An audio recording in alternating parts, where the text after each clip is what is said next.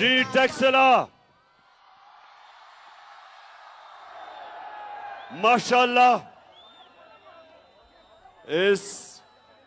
मैं आपके पहले तो शानदार इस्तकबाल का शुक्रिया अदा करना चाहता हूं,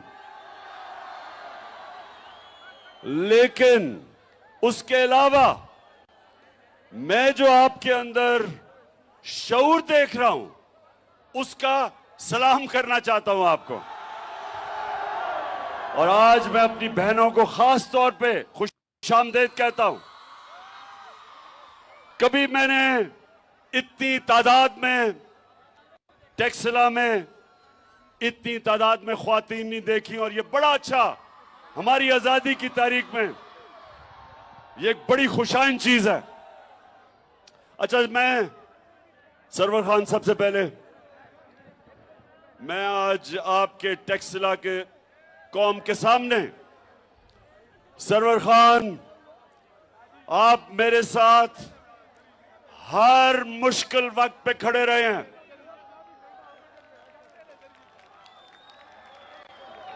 धरने में आप खड़े रहे, और जब लोगों के ज़मीर का सौदा हो रहा था, लोटे बनाए जा रहे थे, सरवर खान आप मेरे साथ खड़े रहे। और मैं आज आपके हलके के अंदर सबको बताना चाहता हूं कि इस तरह के इस मुल्क को सियासतदान चाहिए जिनके ज़मीर की कोई कीमत नहीं होती। अच्छा टेक्सला, मैं सबसे पहले तो मैं जरा आज इस अमरीकी इंपोर्टेड उनके गुलामों की हुकूमत को एक मैसेज पहुंचाना चाहता हूं। ये दूसरी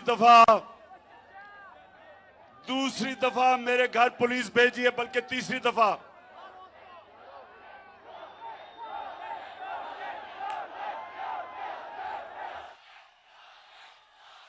तो इंपोर्टेड हुकूमत सुन लो, ये बजाय ये धमकियां देने के पकड़ के जेल में डाल ही दो। और मैं ये आज आपको अपनी सारी कौम को गवाह बना के इस इंपोर्टेड हुकूमत को एक पैगाम देना चाहता हूं कि इस मुल्क में जो हकीकी आजादी की तहरीक चल पड़ी है, तुम जितने मर्जी लोगों को जेलों में डालोगे, तुम्हारे पास इतने जेल नहीं। कौम तैयार है, मैं भी तैयार हूं, जेलों के लिए मेरी कौम भी तैयार है। ना हमें तुम्हारे जेलों से कोई खौफ है, ना तुम्हारी नामालूम टेलीफोन की धमकियों से कोई खौफ है, और ना ये जो हर दूसरे दिन हमें डराने की कोशिश की जाती है। सब सुन लो, पाकिस्तानी कौम ने खौफ का बुत तोड़ दिया है। ला इलाहा इल्लल्लाह मेरी कौम के दिलों में चला गया। जिसके दिल में ला इलाहा इल्लल्लाह चला जाए, जिसका ईमान ला इलाहा इल्लल्लाह पे खड़ा हो जाए, वो किसी के सामने सिवाय अल्लाह के झुकता नहीं है। तो ये कौम आज तैयार है, मेरी कौम तैयार है। पहले बताओ, टेक्सला तैयार हो?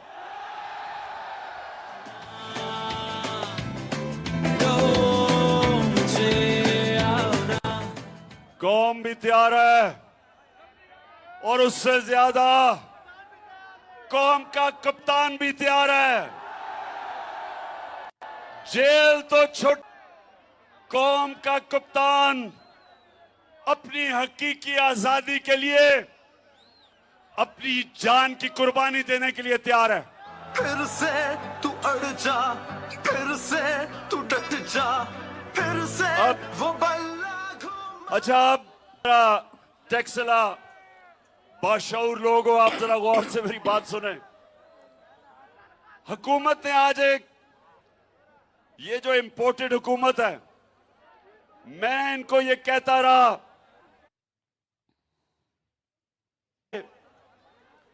और मैंने 28 मार्च को एक मुरासला दिखाया सारी कौम को,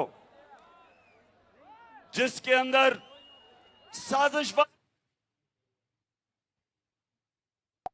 क्या थी कि अमेरिकी अंडर सेक्रेटरी ऑफ स्टेट ने हुक्म दिया पाकिस्तानी एम्बेसडर को कि इमरान खान को हटाया जाए अदम एतमाद में। और उसके बाद उसने ये भी कहा कि अगर इमरान खान को हटा दिया अपने अदम एतमाद में और अगर तुम चेरी ब्लॉसम को ले आए तो माफ कर दिया जाएगा पाकिस्तान को। अब डीजल पे बाद में आता हूं डीजल पे। सुने जरा, डीजल पे बाद में आता हूं। तो उस टेक्सला, उस मरासले में क्या था, उसमें उन्होंने कहा कि इमरान खान, और उसमें उन्होंने ये कहा कि अगर इमरान खान को हटा गया तो पीछे तो अचकन पहन के शहबाज शरीफ इंतजार कर रहा था।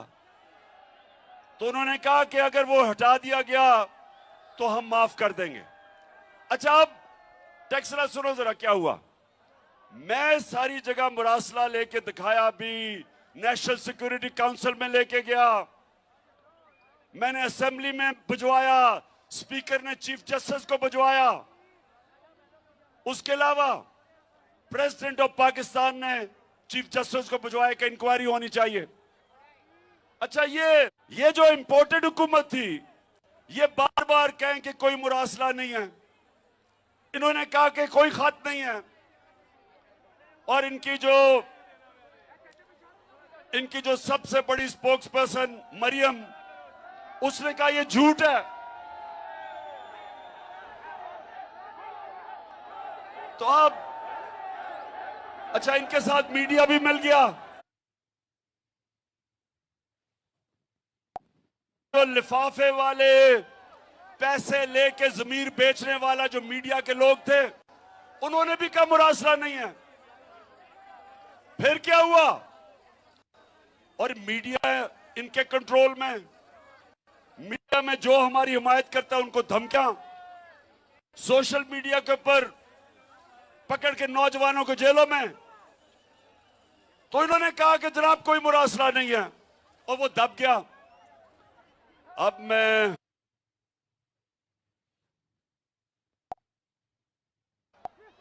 चेरी ब्लॉसम साहेब, आपका शुक्रिया अदा करता हूं, और मरियम जो सच नहीं बोल सकती, आपका भी शुक्रिया अदा करता हूं कि इन्होंने मुरासले को उठा दिया। अब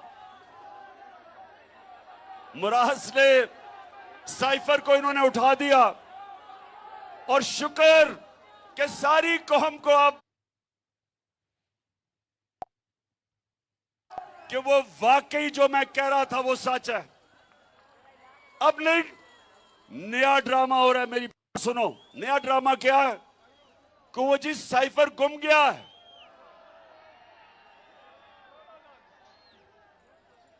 मरियम बीबी, वो साइफर नहीं गुमा।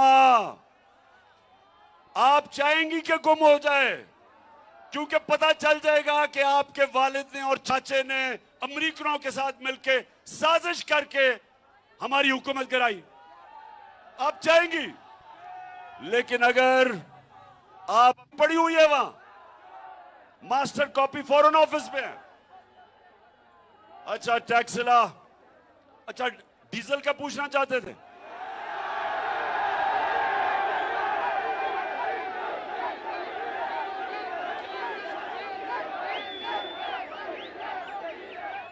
डीजल का अब ये हुआ क्या है?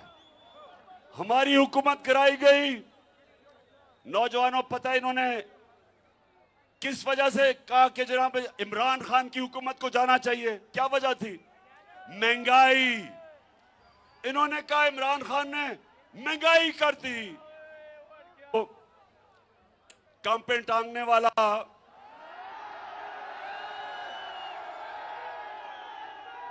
उसने महंगाई मार्च कर दी। वो महंगाई मार्च बेचारे सिंध के गरीब लोगों के पैसे के ऊपर उसने करोड़ों रुपया खर्च करके इस्लामाबाद पहुंच गया महंगाई मार्च पे। लेकिन लोगों को सिर्फ याद आया, एक नया लफ्ज उसने निकाला, कैंपेन टांग रही है। तो इन्होंने महंगाई कि जी महंगाई कर दी इमरान खान ने।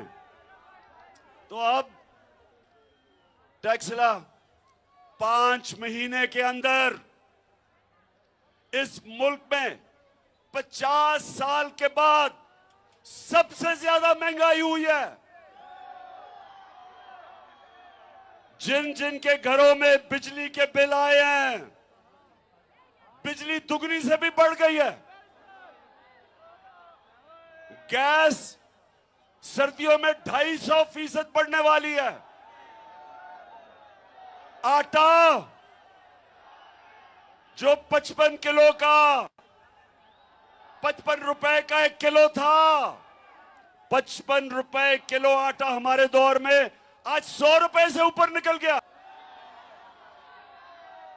हमारे जमाने में आलमी मंडी में तेल हमारे जमाने में $100 से $115 पे था। और हमारे पेट्रोल की कीमत 150 रुपए लीटर थी और फजल रहमान की कीमत 145 रुपए लीटर थी।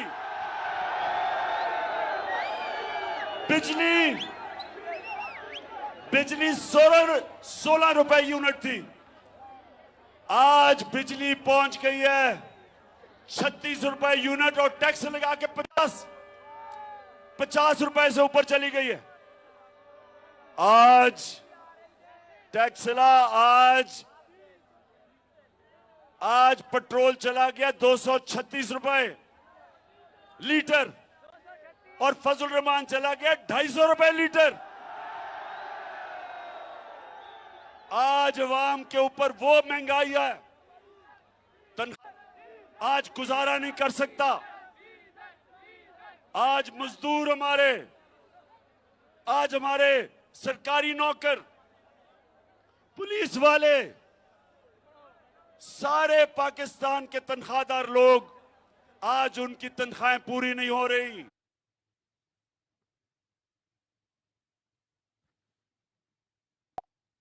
दिया है महंगाई का।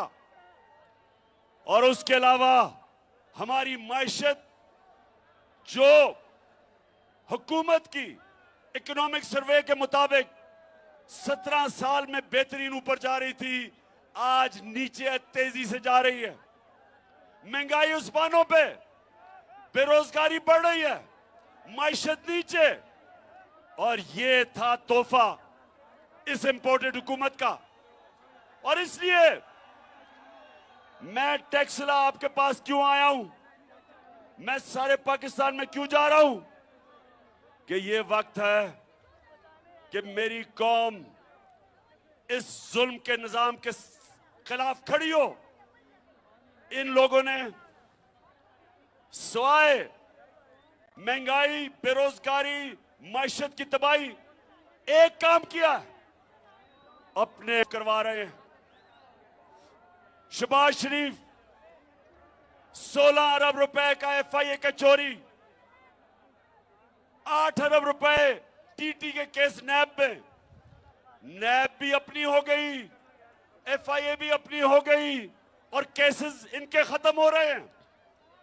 वो मरियम मैच फिक्स हुआ, प्रोसिक्यूशन भी अपनी और अपना केस माफ करवा लिया, कानून बदल दिए।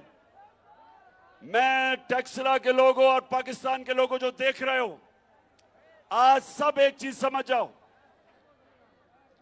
टेक्सला एक चीज समझ जाओ, मेरी बहनें आप भी समझ जाएं कि क्यों मैं इस कौम को निकालने लगा हूं सड़कों पे।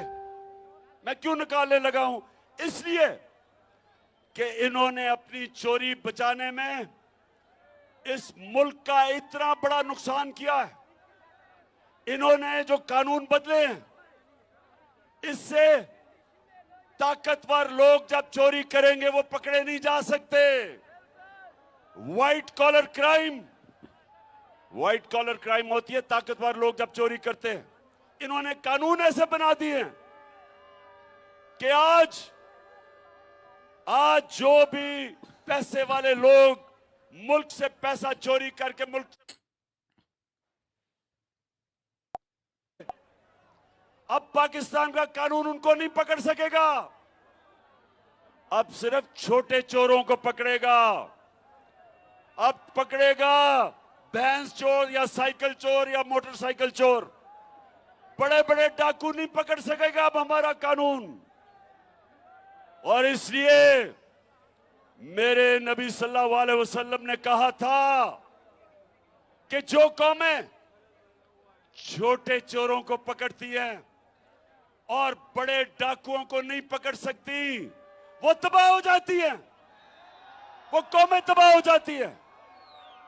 और ये जो अब जिस तरफ ये पाकिस्तान को लेकर जा रहे हैं, मुल्क अपनी तबाही की तरफ जा रहा है। और मैं सबसे पूछता हूं, जो इन चोरों को रोक सकते थे, जो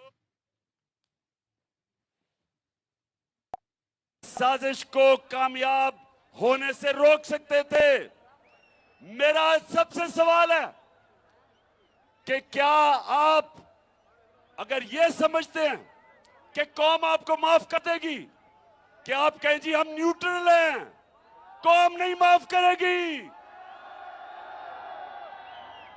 टेक्सला, क्या आप माफ करेंगे उन लोगों को जिन्होंने इन टाकों को आने दिया?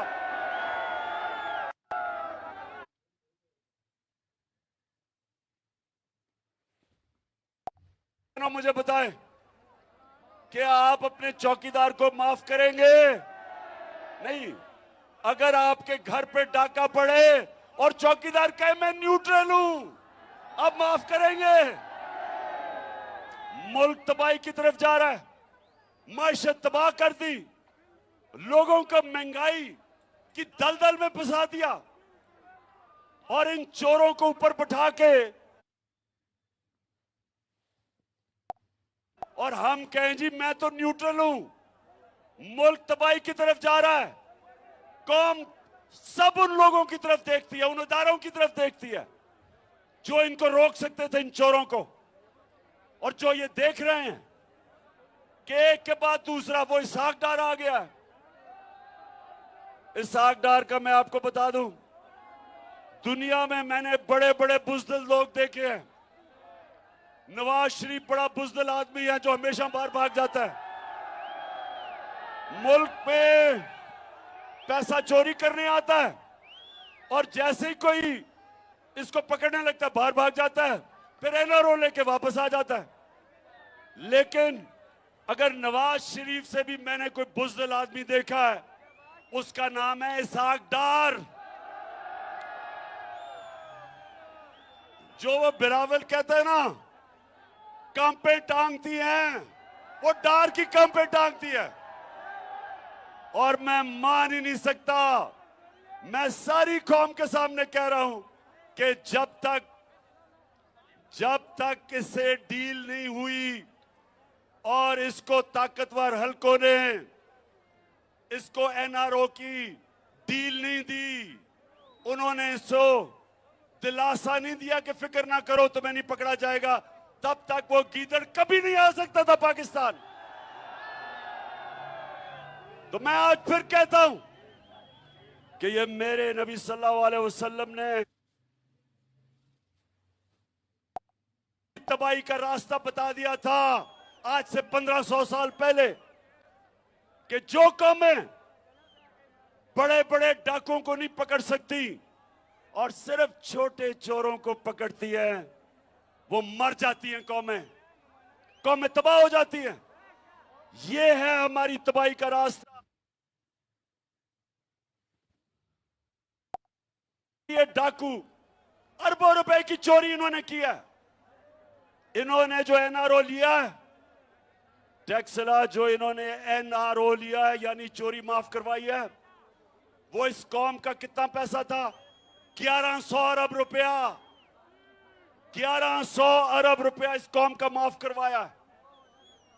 और अगर इसके ऊपर मेरी कौम मेरे साथ नहीं निकलेगी तो कौम का कोई मुस्तकबिल नहीं है।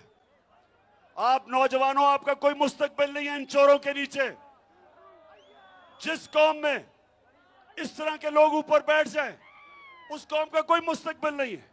जब मुशर्रफ ने पहले एनआरओ दिया 2007 में, जब इन दोनों करप्ट जरदारी और नवाज शरीफ को एनआरओ दिया, आप जानते हैं इस कौम के ऊपर क्या गुजरी? इन्होंने 2008 से और 18 तक 4 गुना पाकिस्तान के कर्जे बढ़ाए। इन्होंने जो मुल्क को लूटा, 4 गुना ज्यादा इस मुल्क का कर्जा बढ़ा। 6,000 अरब से 30,000 अरब पे हमारा कर्जा चला गया। में थे, अब इनको फिर एनआरओ मिल गया। अब ये फिर तैयारी कर रहे हैं लूटने के लिए। मरियम बाज शरीफ को कि अंकल मेरे दामाद का 60-70 करोड़ रुपया जो ग्रिड स्टेशन उसकी हाउसिंग सोसाइटी में बना था, वो उससे माफ करके कौम के टैक्स के पैसे से वो पैसा दिलवाओ। यानी शर्म नहीं आई कि पहले चोरी बच गई, फिर से चोरी शुरू कर दी है। और फिर कहती है अंकल, शहबाज शरीफ को अंकल ही कहती है कि अंकल वो हिंदुस्तान से मेरा जो दामाद है वो मशीनरी इंपोर्ट कर रहा है, तो उसको किसी तरह मशीनरी को आने दो। यानी कि हमने कश्मीर की वजह से जो इन्होंने कश्मीरियों का जो हक था, जो उनका स्पेशल स्टेटस था, 5 अगस्त 2019 को जो नरेंद्र मोदी ने उनका स्टेटस लिया, इसलिए हमने उनसे ताल्लुकात तोड़े। अब ये जब ताल्लुकात हमने तोड़े हुए हैं, उसके बावजूद ये उनसे मशीनरी इंपोर्ट कर रही है दामाद के लिए। मुझे बताओ टैक्सला, मुझे बताओ कि क्या हम कश्मीरियों की कुर्बानी पे सौदा नहीं कर रहे? वो बेचारे जो 30 साल से कुर्बानियां दे रहे हैं, 1 लाख कश्मीरी शहीद हो चुका है, और ये अपने पैसे बनाने के लिए जो हम प्रेशर है कि ताल्लुका तब बहाल करेंगे जब आप कश्मीरियों को स्टेटहुड वापस करो। उसके अलावा टैक्सला, उसके अलावा सुने, जो इलेक्शन कमिश्नर सिकंदर सुल्तान, जो इनका शरीफों का घर का मुलाजिम है, वो इनसे पूछ पूछ के फैसले करता है। उसका काम सिर्फ एक है कि किस तरह धांधली करके वो किस तरह इनको वापस जिताएगा, क्योंकि साफ और शफाफ इलेक्शन में ये अब ये नहीं जीत सकते। आपको पता पंजाब के बाय इलेक्शन में 17 जुलाई को इनका सफाया कर दिया था। तो इसलिए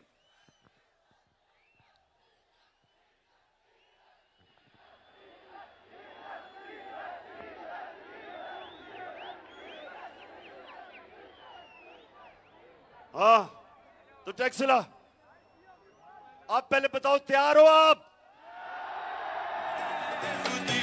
को कर बुलंद इतना कि हर तकदीर से पहले खुदा बंदे से ये पूछे बता तेरी रज़ा क्या है।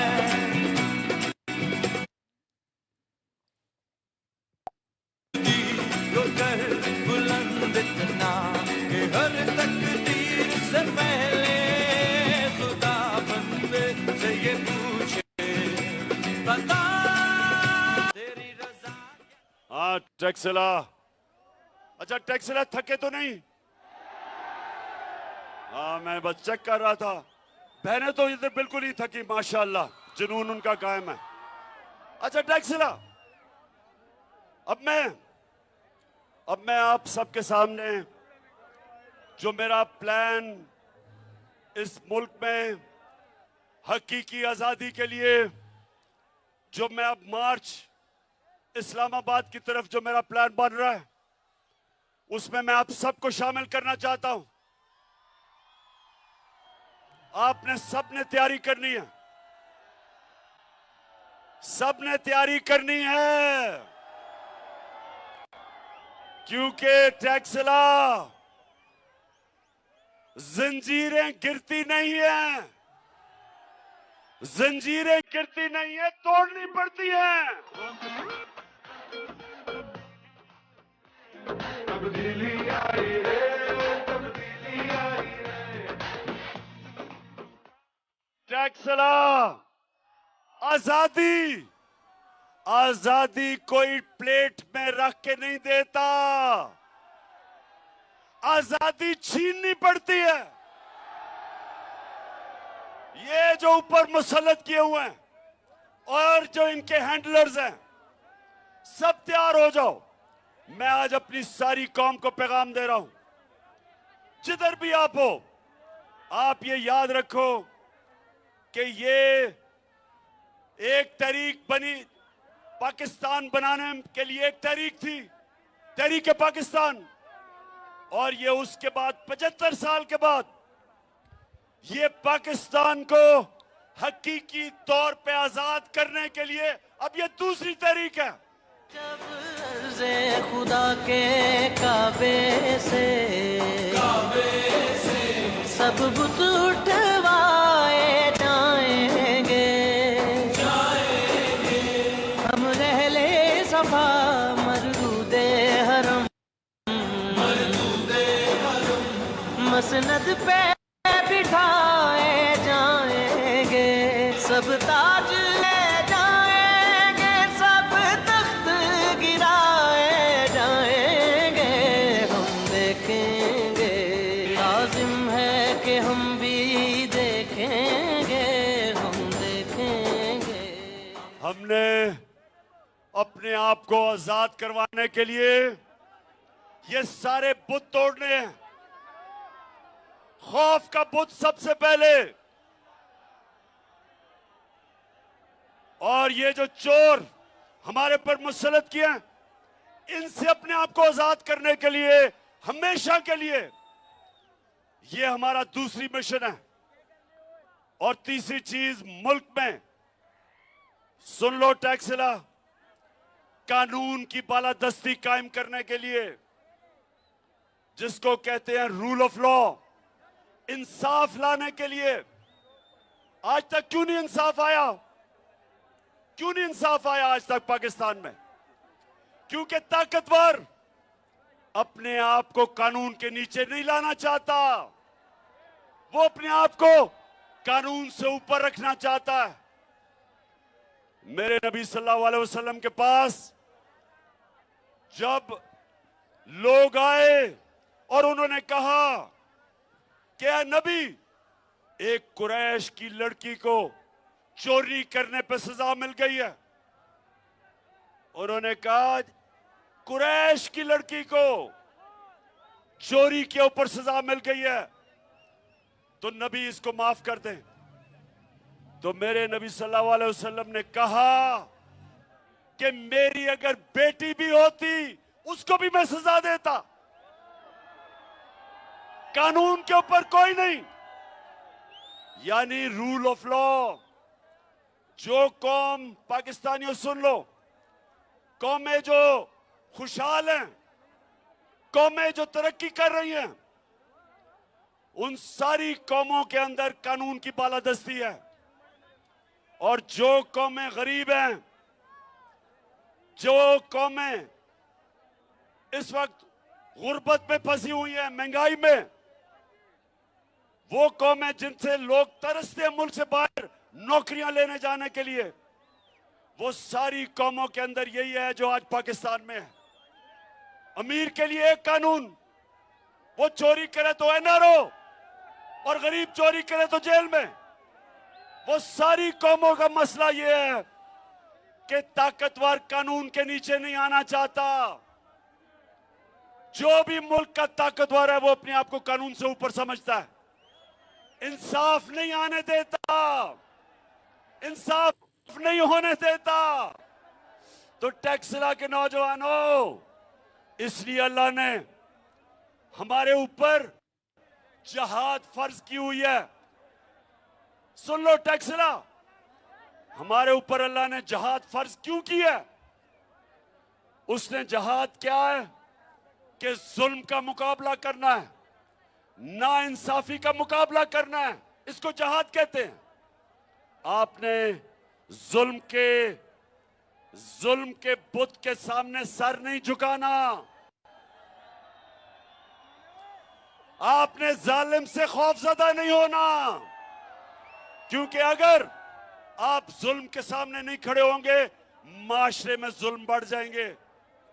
जब आप जालिम का मुकाबला करते हैं, आप अपने ऊपर से आपको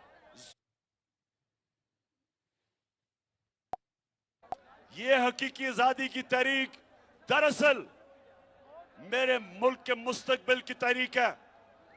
दरअसल ये मेरे नौजवानों के लिए है, ये मेरे आने वाली नस्लों के लिए है।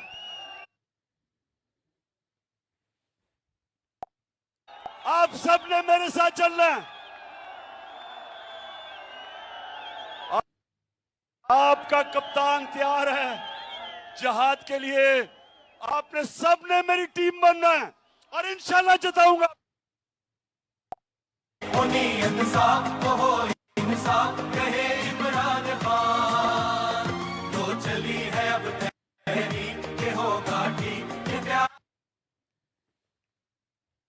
पाकिस्तान। दिल ने होनी इंसाफ तो हो, इंसाफ कहे इमरान खान। तो चली के होगा ठीक, ये प्यारा पाकिस्तान। ये जो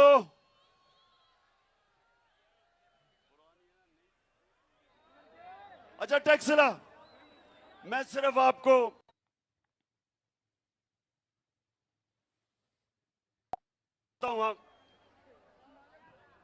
मैं सिर्फ अब आपको वीडियो दिखाना चाहता हूं कि कितना बड़ा जुल्म हुआ है मुल्क से। अभी देखना। और ये क्या है, ये वीडियो क्या है? क्योंकि अभी उन्होंने मरियम को बरी कर दिया कि जी उसने कोई बेचारी बेकसूर है। अब जरा ये वीडियो देखें और मैं इसमें आपको सिर्फ ये बताना चाहता हूं कि कैसे जालिम के लिए एक कानून, ताकतवर के लिए एक कानून और बेचारे गरीब लोगों के लिए दूसरा कानून। ये जरा दिखाएं। है कि आपको ये प्रॉपर्टी आप ले सकते हैं कि आपने मे फेयर के अंदर जो आपकी 4 अपार्टमेंट्स हैं उनकी 1 अरब से ज्यादा, 1 अरब रुपए से ज्यादा उनकी कीमत है। अब 4.5 अरब तक पहुंच गई है उनकी कीमत। आपने अपनी जो टैक्स में टोटल आमदनी बताई है 94 में 1.5 लाख रुपए है। मुझे ये बताएं कि आपने अरबों रुपए प्रॉपर्टी खरीदी कैसे? सुन लिया? ये आज से 10 साल पहले, टैक्सला सुनो जरा, क्योंकि आपको भी और दिखाऊंगा, पहले आप समझ ले। 10 साल पहले बैठ जाओ ना, वो कह रहे हैं बैठ जाओ। ओ जरा बैठ जाए सामने, बैठ जाओ, वो नहीं देख सकते, वो बैठ जाओ। अच्छा 10 साल पहले 10 साल पहले इनकी मैंने ये जो आप देख रहे थे मैंने इंकशाफ किया कि अरबों रुपए की इनकी लंदन के सबसे महंगे में 4 अपार्टमेंट्स थी। पैसा किधर से आया? तो पीछे हो जाओ। अच्छा अब सुने जरा, तो ये जब आया तो मरियम वो जवाब देती है, जरा ये सुने उसका जवाब क्या है। इस तरह मुझे लगा कि आप लोगों को बेवकूफ नहीं बना सकते। मेरी सेंट्रल लंदन में प्रॉपर्टीज तो दूर की बात है, मेरी पाकिस्तान में भी कोई प्रॉपर्टी नहीं है। मैं अपने वालिद के साथ है और मुझे समझ नहीं आई कि मेरी और मेरी वालदा की और बहन भाइयों की प्रॉपर्टीज ये कहाँ से निकाल के ले आए हैं। मेरे नाम पाकिस्तान में कोई प्रॉपर्टी नहीं है, ये तो इंग्लैंड की बात है। पाकिस्तान में भी बेचारी की कोई प्रॉपर्टी नहीं है तो लंदन में किधर से आनी थी? अच्छा मरियम बेचारी को एक चीज का नहीं पता था, टैक्सला, वो बेचारी मरियम को एक चीज का नहीं पता था कि अल्लाह अल हक है, वो सच सच सामने ले आता है। तो उसको नहीं पता था कि एक इंटरनेशनल इंकशाफ होता है, पैनामा पेपर्स, दुनिया में बड़े बड़े प्राइम मिनिस्टर मिनिस्टर्स उनका इंकशाफ होता है कि उन्होंने अपनी अरबों रुपए की प्रॉपर्टीज छुपाई हुई थी बाहर, वो इंकशाफ हो जाता है, उसमें बेचारी मरियम भी फंस जाती है। नवाज शरीफ, मरियम नवाज, हसन नवाज और हुसैन नवाज के बैरून मुल्क खुफिया असासों का इंकशाफ। पनामा लीक्स ने बैरून मुल्क खुफिया दौलत का भांडा फोड़। अच्छा जब ये इंकशाफ हो जाता है तो मरियम के भाई क्या कहते हैं, हुसैन शरीफ, ये सुने। इस बात को तस्लीम करता हूँ कि अल्हम्दुलिल्लाह पाक लेन के ऊपर जो अपार्टमेंट्स हैं वो अल्हम्दुलिल्लाह हमारे हैं। मैं इस बात को तस्लीम करता हूँ कि उनको ऑफशोर कंपनीज नेस्कॉल लिमिटेड और नीलसन लिमिटेड जो है उनको ओन करती हैं, और मैं आपको ये भी अर्ज करता हूँ उनको होल्ड कर रही है इस वक्त मरियम नवाज शरीफ, मेरी हमशीरा जो है। ठीक है जी, ठीक है जी, ठीक है। उसने कहा कि लंदन तो छोड़ो, पाकिस्तान में भी कोई प्रॉपर्टी नहीं है। इंकशाफ होता है 4 साल के बाद और भाई साहब खुद ही कह देते हैं कि वो 4 महलात मरियम के हैं। अब मुझे यह समझाएं कि अदालत ने इसे कैसे बरी कर दिया। 4 बड़े बड़े महलात हैं। ये देखें, ये लंदन की महंगी जगहों के ऊपर अरबों रुपए का पैसा है, तो अदालत इन्हें कैसे छोड़ देती है। मैं यकीन दिलाता हूं टैक्सरा, मैं जरा आपको यकीन दिलाता हूं, अगर कोई कमजोर सा आदमी, कोई मजदूर, कोई बेचारा किसान, कोई छोटा सरकारी नौकर, अगर उसके ये निकलाते बड़े बड़े अपार्टमेंट्स, तो पुलिस ने उसको जेल में डाल के वो छितरौल करना था कि अगर उसके नहीं भी होते उसने कहना था हाँ जी मेरे ही हैं। तो ये मैं कह रहा हूं फर्क है कि ताकतवर और कमजोर में फर्क देखें। ताकतवर साफ वो कह रहे हैं कि 4 हमारे मरियम के अपार्टमेंट है, अदालत उसको छोड़ देती है। अच्छा अब देखें, जब मरियम से वो लोग पूछते हैं अब इंकशाफ हो गया, ये तो आपके पास किधर से पैसा आया अपार्टमेंट्स का। अब वो कह तो सकती नहीं थी कि नवाज शरीफ का पैसा है, क्योंकि नवाज शरीफ ने तो अपने टैक्स रिटर्न में बताया नहीं था कि मेरे पास इतना पैसा है, चोरी का पैसा था। तो वो फिर क्या कहती है मरियम, जरा ये सुने। हसन हुसैन के पास आज जो भी है वो एक अरबपति दादा के पोते हैं। उस अरबपति दादा के पोते हैं जो 1960s और 70s में पाकिस्तान का अमीर तरीन इंसान था। ये जो एसेट्स हैं, ये जो बिजनेस के लिए पैसा है, ये सारा दादा से डायरेक्ट ट्रांसफर हुआ। अच्छा अब सुने, वो क्या कह रही है, वो या बाप का तो नाम नहीं ले सकती थी।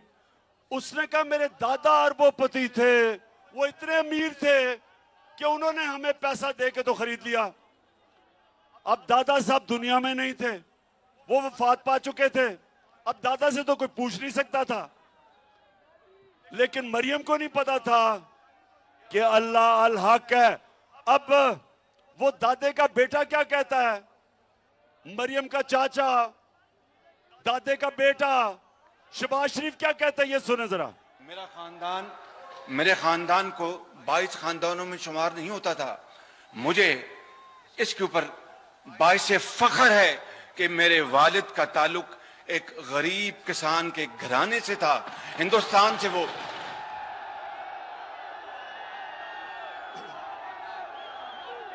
अच्छा, अब टैक्सला, मैं जो आपको समझा रहा हूं आपको समझ आ गई कि पैसा चोरी करो पाकिस्तान से, बड़े बड़े महल्लात खरीद लो बाहर, उसके बाद डील करो, एनआरओ ले लो, वहां से वापस आ जाओ,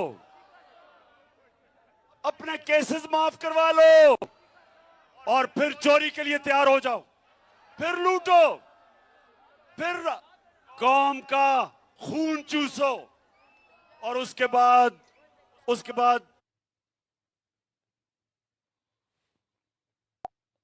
उनको खतरा होगा। मैं आपको यकीन दिलाता हूं कि ये सबसे पहले बाहर भागेंगे। तो मैं आज अपनी सारी कौम के सामने ये अनाउंस करता हूं कि मैं अब पूरी तैयारी कर रहा हूं। 25 मई को हमने ये समझा था कि हम एक पुरअमन एहतजाज कर रहे हैं और हमें ये इजाजत देंगे, जैसे हमने इनको धरने करने की इजाजत दी, हमने कभी नहीं रोका। तो हम ये समझ रहे थे, लेकिन हमारा मुकाबला माफिया से है, डाकुओं से है, मुजरिमों से है। इन्होंने हमारे ऊपर तशद्दुद किया, हमारी फैमिलीज थी, इन्होंने उनके ऊपर टेयर गैस शेलिंग की, पुलिस ने हमारे लोगों के ऊपर घरों में घुस घुस के लोगों को पकड़ा। तो आज कप्तान तैयारी कर रहा है, राना सनाउल्लाह और शहबाज शरीफ तैयार हो जाओ। जो अब मैं तैयारी कर रहा हूं, आपको अब मैं जिस तरह कहता हूं, मुझे तो पता है आपने क्या करना है, मुझे तो आपके प्लान का पता है, लेकिन आपको मेरे प्लान का नहीं पता।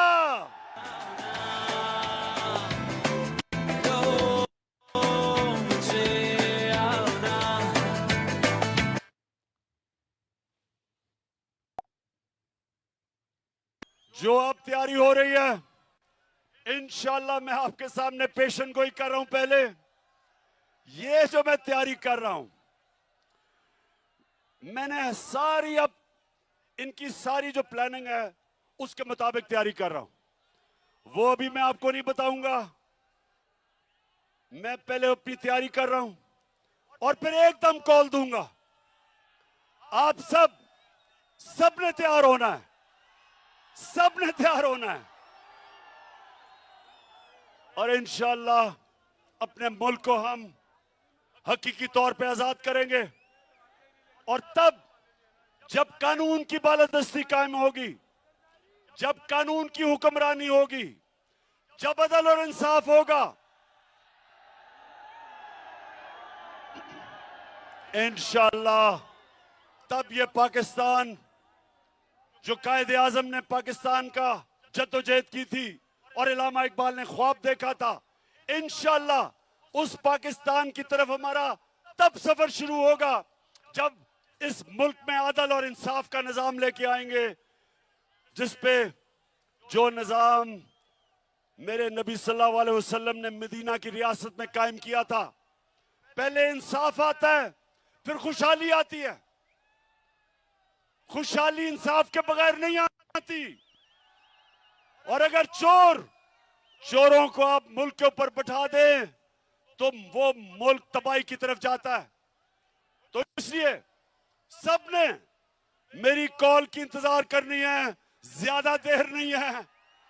प्लानिंग पूरी कर रहा हूं और इंशाअल्लाह इंशाल्लाह इस बार ये जो मार्च होगी, इंशाल्लाह इस मुल्क को एक अजीम कौम बनाएंगे, वो कौम बनाएंगे जो इंशाल्लाह हर पाकिस्तानी, ये दिन आएगा जब दुनिया में हरा पासपोर्ट लेके जाएगा, लोग उसको इज्जत करेंगे, इज्जत सी नजर से देखेंगे। पाकिस्तान जिंदाबाद।